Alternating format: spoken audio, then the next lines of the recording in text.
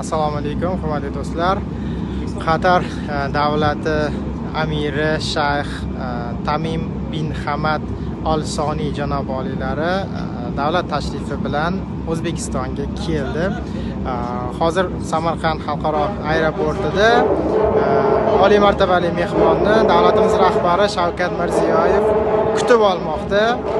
Qatar davlati bilan 1997-yilda o'zaro diplomatik aloqalar o'rnatilgan ikki davlat o'rtasida va mana salkam 26 yil vaqt bo'ldi. Mana shu vaqt davomida birinchi marta Qatar amiri O'zbekistonga tashrif buyurmoqda, ilk marotaba.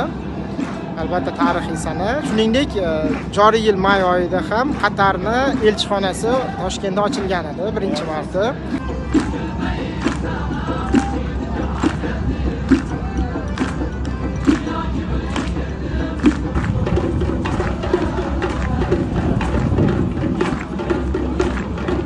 Jahon chempionatini qanaqa o'tkazganini hamma ko'rdi. Menimcha tarixdagi eng zo'r jahon chempionatlaridan biri bo'ldi. Ham tashkiliy jihatdan, ham umuman o'yinlarning qiziqligi bo'yicha ham.